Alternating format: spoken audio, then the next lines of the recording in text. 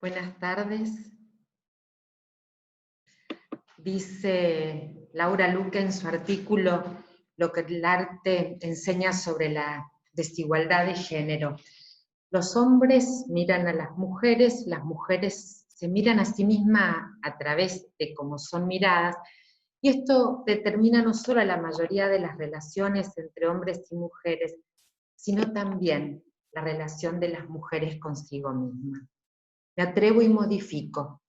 Los hombres teologizan a las mujeres se teologizan a sí mismas a través de cómo son teologizadas. Esto determina no solo la mayoría de las relaciones entre hombres y mujeres, sino también la relación de las mujeres consigo mismas. Cuando nos acercamos al texto sagrado de la perspectiva de género, lo hacemos con la necesidad de descubrirnos en él y mirar nuestra vida, relaciones, trabajos, a través de la limpia mirada de aquel que nos vio y nos llamó por nuestro propio nombre. Como en esta tarde nos acercamos al texto sagrado desde nuestra fe y no como un objeto de estudio, voy a invocar al Espíritu del Dios de la vida para que nos acompañe. Y a riesgo de parecer pagana o hereje, me atrevo a invocar también el nombre de Livia. No la de Pablo, aunque tranquilamente lo podríamos hacer, sino la de mi maestra de la escuela dominical de la iglesia de Alvear. Y en ella, el nombre de todas aquellas que nos abrieron camino, que iluminan nuestros saberes, que nos cobijan, que nos curan, aquellas sin ningún nombre en ningún libro, pero sí que están escritas en nuestras vidas y sueños. Mujeres, creo yo que sin saberlo desde la categorización, nos fueron marcando el camino para pensar nuestra historia de fe y de vida desde la perspectiva de género.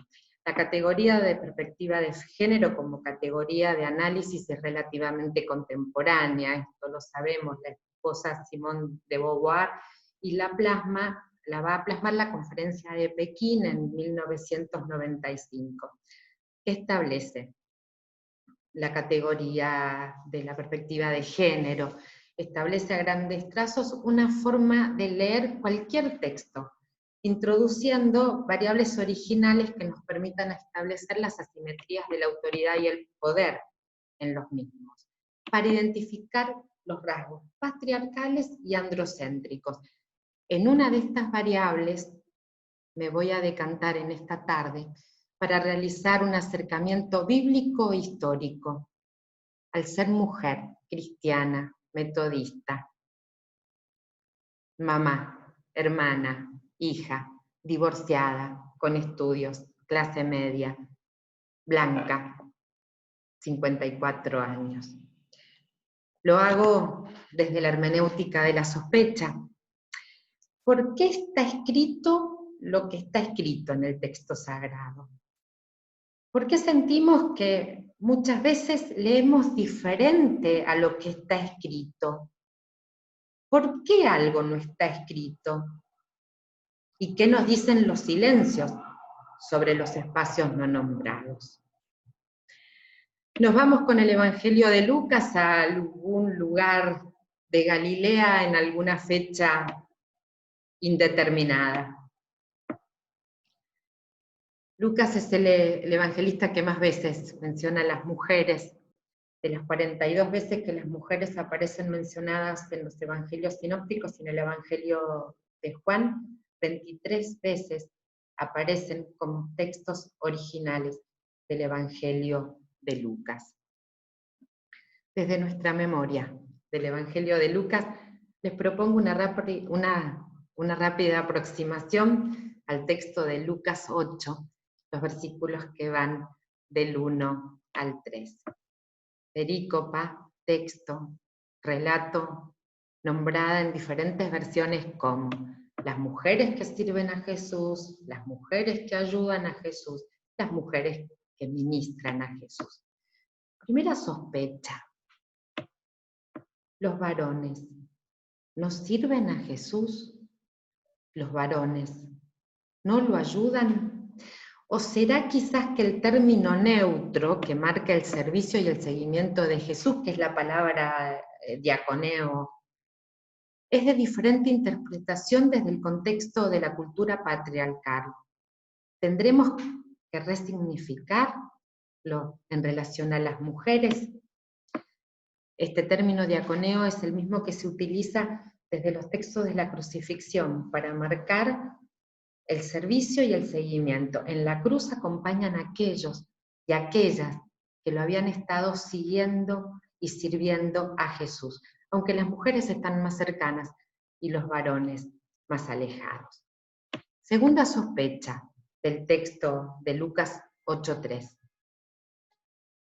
En el texto, los discípulos, recordemos el texto, dice que a Jesús iba acompañado por los 12 discípulos y lo seguían algunas mujeres. En el texto los discípulos son nombrados en tanto colectivo, pero las mujeres son adjetivadas. Antes de decir que van a ser mencionadas, lo que menciona el evangelista es que han sido liberadas de espíritus inmundos y que han sido curadas. A los varones, ¿no les quitó Jesús ningún espíritu inmundo? A los varones, ¿no los curó? ¿Cuántos relatos de exorcismos recuerdan ustedes que Jesús realizó a mujeres? Uno solo, y a una niña, la hija de la mujer cananea. Y antes de hacerlo, Jesús tuvo que luchar con sus propias ideas. Él habla con las mujeres. Las invita a compartir el testimonio, las cura, las restaura, se deja interpelar y cambia su forma de pensar por ellas. De los relatos de exorcismos sobre varones, que son el 99% de los relatos en los evangelios, a los varones no se los va a adjetivar. ¿Por qué será? Tercera sospecha. La lista de Lucas nombra a algunas de ellas, volviendo a remarcar sobre María de Magdala lo que ya había dicho, que había estado endemoniada 2 veces en un renglón. Y termina el autor del tercer evangelio diciendo que le servían con sus bienes. Volviendo a la sospecha, en general asociamos directamente que le servían con dinero. El grupo de seguidoras, servidoras, con la misma carga paradigmática del discípulo varón, se convierte entonces en nosotros, en nosotras, en nuestro imaginario, en un grupo de benefactoras. Y digo esto sin darle ninguna carga de intencionalidad política o irónica a esta palabra. Y abro aquí un paréntesis, porque creo que sería para reflexionar en algún otro momento acerca de cómo muchas veces hemos adjetivado los espacios de nuestras sociedades femeninas. Volviendo al texto, ¿podemos pensar que el bien que tenían estas mujeres era su voz, su palabra, su sabiduría, su comprensión del proyecto liberador del reino de Dios manifestado en Jesús, su empatía, su risa, su perfume, su cántaro, su historia? ¿Por qué creemos que la ausencia de la bolsa no se aplica a ellas? Cuando leemos las indicaciones que para la itinerancia hará Jesús en unos capítulos más adelante de este mismo el Evangelio. ¿Habrán formado parte de los 70? Pablo nos regala una perlita, el apóstol. Pedro viajaba con su esposa. Lo dice en 1 Corintios 9:5. No quiero dejar de mencionar que esta comunidad primitiva se reconoce a sí misma como la comunidad del camino. Esto lo refleja Lucas en el libro de los Hechos, que están en camino, que son seguidores, seguidoras del camino. Comunidad itinerante interpelada por los contextos, pero que también en cierto punto se rinde al contexto patriarcal. Las mujeres no van a ser testigos válidos de la resurrección. Pero es interesante, y aquí también es el aporte de la teología desde la perspectiva de género, cómo desde la historia y desde otros escritos podemos conocer qué se decía acerca de las mujeres en este tiempo. Carta de Plinio, simplemente. Comenta Plinio que mediante el tormento de 2 esclavas que eran llamadas ministras, no que ministraban, no que ayudaban, no que servían. Ministras en el sentido, de vuelta, del término diaconeo, servir y seguir. Y Celso, en su discurso contra los cristianos en el 178, ¿quiénes son los testigos de la resurrección sobre las que se va a fundar la comunidad primitiva? Una mujer histérica y un pescador de Galilea. Celso está poniendo en un mismo lugar a María Magdalena, creemos, a la mujer histérica que anuncia la resurrección, y a Pedro, el pescador de Galilea. Y de estas mujeres itinerantes, cuyo registro queda anulado en el libro de los Hechos, pero que al mismo tiempo nacen otros relatos de las mujeres en el libro de los Hechos, que no lo van a hacer ya desde el camino, sino desde sus casas. La biblista española Carmen Bernabé, en referencia a las primeras comunidades, dice que la casa se transforma en la plataforma doméstica de la misión. Seguiré este concepto a partir de ahora y al dejar este breve encuentro con el texto bíblico.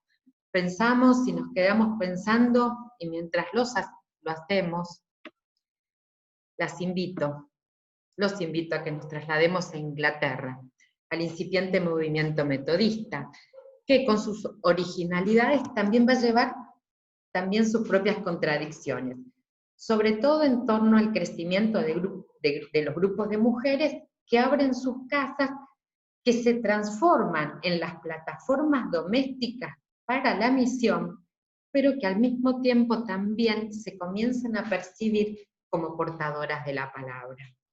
Dice Carlos Wesley en 1743, la sociedad camina cuando se apropia del Evangelio. Yo solo repruebo a una persona y no puedo soportarla ni un momento más, no importa sus grandes dones, aquella que habla en la iglesia usurpando la autoridad de los hombres. Carlos Wesley. Juan, en 1748, va a escribir: no hay hombre ni mujer en Cristo Jesús. Está claro que ya no hay razón, como muchos lo hacen, como muchos argumentan, que las mujeres son tan solo para ser vistas, pero no para ser oídas. Un poquitito más adelante veremos cómo luego Juan Wesley se repliega también sobre este pensamiento. Dos voces a destacar de este tiempo. Dentro de lo que se denomina en la historia del metodismo el llamamiento extraordinario, se da la presencia, por ejemplo, del trabajo de las mujeres en la Mansión de la Cruz durante 1771. María Bosanquet, que es quien dirige la Mansión de la Cruz, le escribe una larga carta a Wesley, donde establece la primera defensa de la predicación de las mujeres en el metodismo frente a las objeciones que estaban circulando para que no predicaran. Me voy a remitir únicamente a la cuarta y a la quinta objeción y la respuesta de ella. Cuarta objeción. Ella, lo que decían los varones, ella puede hablar ocasionalmente si experimenta un impulso extraordinario, pero nada más. Respuesta de María Bosanquet. ¿Con qué frecuencia debe ella sentirse bajo este impulso? Tal vez ustedes dirán 2 o 3 veces en su vida, y quizás Dios diga 2 o 3 veces por semana o al día. ¿Dónde encontramos la norma para esto? Quinta objeción. La predicación es inconsistente con la modestia que la religión cristiana exige en las mujeres que profesen la bondad. Respuesta de María. Reconociendo la humildad de que todo predicador debe tener, dice. Ahora yo no siento que María, acá yo me interrogo la samaritana, porque ella no va a explicar más, simplemente pone María. María, ¿puede ser acusada de inmodestia cuando invitó a una ciudad entera a venir a Cristo? Tampoco creo que la mujer mencionada en 2 Samuel 20, a partir del versículo 16, les recomiendo esa lectura, se pueda decir que pecó contra la modestia, cuando el general del ejército enemigo responde al llamado de hablar con ella para conversar, y luego fue ella todo el pueblo para aconsejarlo, y por esto la ciudad se salvó. Tampoco creo que Débora hiciera lo incorrecto, cuando públicamente declaró el mensaje del Señor y luego acompañó a Barak a la guerra, porque las manos de él desmayaban si iba sin ellas. Él, Carlos Wesley, reconoce su sabiduría. Pero fíjense, en 1780 le escribe a 2 diferentes superintendentes. A uno le dice: yo deseo, Señor, ponerle punto final a la predicación de las mujeres en su circuito. Y a otro le escribe: si esto fuera tolerado, lo de la predicación de las mujeres, crecería y no sabríamos a dónde ir a parar. Paso a la segunda voz del movimiento metodista. Elizabeth Tonkin. Su predicación comenzó en la víspera de su cumpleaños número 27, en 1782. La gente estaba reunida esperando que viniera un predicador. El predicador no pudo llegar porque estaba de duelo, porque había fallecido su hija, y los que estaban reunidos para escuchar la palabra le piden a ella, a Betsy, como la llamaban, que predicara. Ella se negó y solo dirigió un himno y después hizo una oración, esperando que se fueran. Esto lo relata el hijo. Ellos insistieron en su petición y le dijeron claramente que si ella no les hablaba, no se retirarían en toda la noche. Elizabeth no tuvo otra salida y siguió predicando y realizando irregulares actividades. Entre otras cosas, también se casó y tuvo 11 hijos. Estas actividades irregulares le llegaron a su superintendente, Taylor, de apellido, y él sencillamente lo dejó pasar. Pero cuando tuvo la oportunidad de encontrarse con ella, la saludó cálidamente y le dijo: bien, Betsy, yo no abrí tu boca y yo no la voy a cerrar. Y acá me permito un paréntesis para reconocer a todos aquellos varones que se atreven también a mirar el texto bíblico, que se atreven a mirar, a sentir, a ser partícipes de una nueva lectura, que se atreven a acompañarnos, a colaborar también en nuestras búsquedas. Aquellos también, una pastora amiga me comentaba que otro pastor la llamó y le dijo: yo no entiendo de género, por favor enséñame. En el siglo XIX, la historia de Elizabeth se prohibió. El relato de su vida, que había sido realizado por Richard Colet, fue enviado al editor de la revista Metodista, que se negó a imprimirla porque temía que podría ser un precedente para las jóvenes mujeres asociadas que estarían listas para meterse en este trabajo. 1803, Manchester Conferencia, entre los metodistas. ¿Se debe permitir que las mujeres prediquen? Respuesta: no. Decisión sostenida en 2 argumentaciones. y solamente con 2 excepciones. Dice el autor Paul Chicolte: ellas se amoldaron a la decisión, pero reencontraron su voz en los dramáticos cambios sociales. En el ir y venir de las corrientes sociales y religiosas se encontrarán nuevamente en la cresta de la ola. Pensamos, seguimos pensando. Les propongo un breve ejercicio en el Google. Quiero que busquen la Biblia de la mujer. Pongan esa palabra, la Biblia de la mujer. Les doy unos segunditos. Vayan a imágenes. Van a aparecer un montón de Biblias de colores brillantes, rosados, atractivos. Pero si le agregamos una palabra, a eso todo cambia. Coloquen ahora la palabra sufragista. 1898. La sufragista estadounidense Elizabeth Stanton y un comité de otras 26 mujeres redactaron la Biblia de la mujer, que buscaba acabar con la ortodoxia religiosa de que las mujeres deberían ser serviles con los hombres. Pensamos y seguimos pensando. Buenos Aires, 8 de septiembre, en pandemia y aislamiento social. Después de un largo recorrido de las mujeres latinoamericanas, con el aporte de otras teologías que están en movimiento, seguimos intentándonos mirar a través de su mirada y la nuestra, a través de la perspectiva de género, en el texto sagrado y en nuestra propia historia.